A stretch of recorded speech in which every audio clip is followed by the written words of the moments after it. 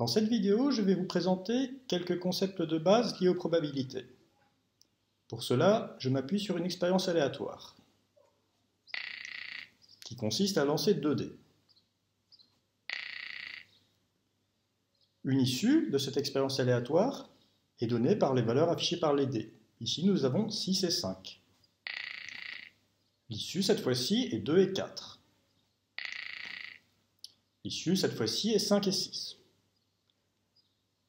Si j'additionne 5 et 6, j'obtiens 11. Je peux donc dire que l'événement, la somme des valeurs affichées par les 2 dés, vaut 11 est réalisé. Si je recommence, la somme vaut cette fois-ci de nouveau 11. L'événement, la somme affichée par les 2 dés vaut 11 est encore réalisé. Cette fois-ci, l'issue est 2 et 2. L'événement, la somme des 2 dés est 4, est réalisé. Ici, l'événement qui est réalisé, entre autres, est que la somme des 2 dés vaut 2. Là, l'issue est 1 et 2, et comme événement réalisé, nous avons que la somme des 2 dés vaut 3. La question que je pose,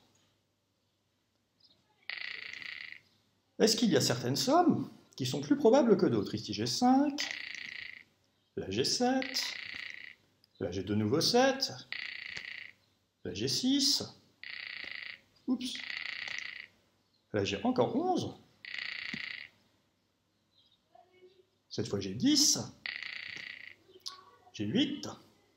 Est-ce que j'ai autant de chances de tomber sur 2 que sur 7 par exemple?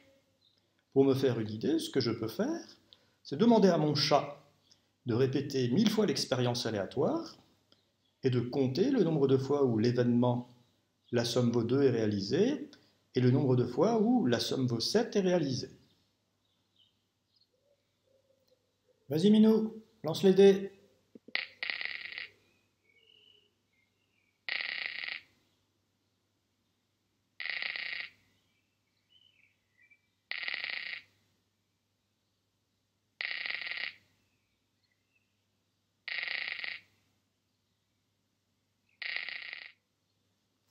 Le chat a terminé.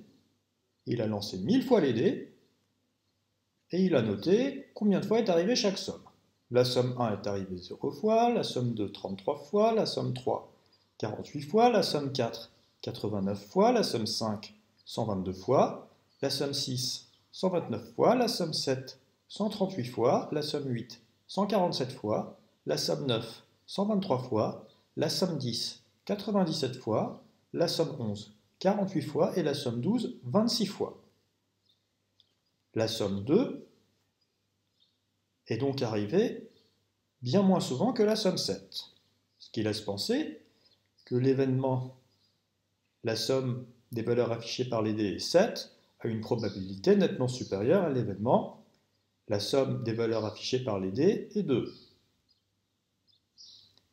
Notons que c'est la somme 8 qui est sortie le plus souvent, 147 fois. Voici ce qu'on obtient en représentant graphiquement la fréquence de chaque somme obtenue. On constate que les sommes autour de 7 sont assez fréquentes et les sommes extrêmes comme 2 et 12 sont beaucoup moins fréquentes. Voici représentées dans un tableau toutes les issues possibles de l'expérience aléatoire. On constate qu'il y en a 36. Effectivement, il y a 6 possibilités différentes pour le premier dé, 1, 2, 3, 4, 5, 6. Et il y a aussi 6 possibilités différentes pour le deuxième dé, qui peut aussi être 1, 2, 3, 4, 5 ou 6. Vous pouvez compter les cases du tableau, il y en a bien 6 fois 6 égale 36.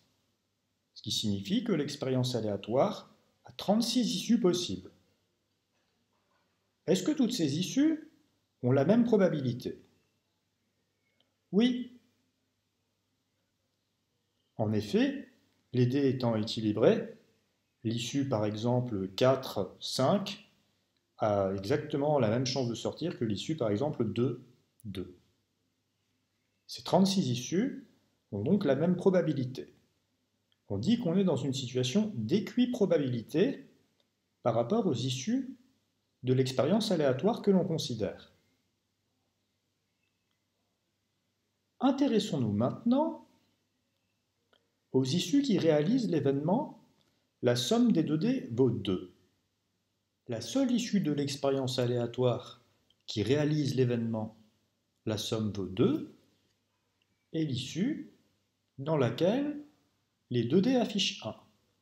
Il n'y a donc qu'une seule issue parmi les 36 qui réalise cet événement. Qu'en est-il des issues qui réalisent l'événement la somme des 2D vaut 7? Il y en a plusieurs. Pour être plus précis, il y en a même 6. Il y a l'issue 6,1, l'issue 5,2, l'issue 4,3, l'issue 3,4, l'issue 2,5 et l'issue 1,6. Il y a donc 6 fois plus d'issues qui réalisent l'événement la somme des dés vaut 7 que d'issues qui réalisent l'événement la somme des dés est 2. Nous pouvons maintenant calculer les probabilités des événements qui nous intéressent. La probabilité de l'événement la somme est 2 est égale au nombre d'issues qui réalisent cet événement divisé par le nombre d'issues possibles. C'est-à-dire, puisqu'il y a 36 issues possibles et une seule issue qui réalise l'événement, la probabilité de l'événement la somme est 2 est de 1/36e, ce qui fait environ 2,8%. La probabilité de l'événement la somme est 7 est-elle égale au nombre d'issues qui réalisent l'événement la somme est 7 divisé par le nombre d'issues possibles qui est 36. Or nous avons vu qu'il y a 6 issues qui réalisent l'événement la somme est 7. La probabilité de l'événement est donc de 6/36e, ce qui fait environ 16,7%. Vous remarquez certainement que les probabilités que nous avons trouvées sont relativement proches des fréquences mesurées sur la base des 1000 lancés. La fréquence de la somme 2 mesurée a été de 3,3%, la fréquence de la somme 7 de 13,8%. La loi des grands nombres affirme que plus le nombre de lancés est important, plus les fréquences mesurées seront de l'ordre des probabilités correspondantes. Si bien que si on avait demandé de faire non pas 1000 lancers, mais 1 million de lancers à Scratch, les fréquences qu'on aurait obtenues seraient encore plus proches des probabilités que nous avons calculées. Vous trouverez des liens vers les programmes Scratch de la vidéo dans la description. N'hésitez pas à faire des commentaires et éventuellement à vous abonner. Au revoir.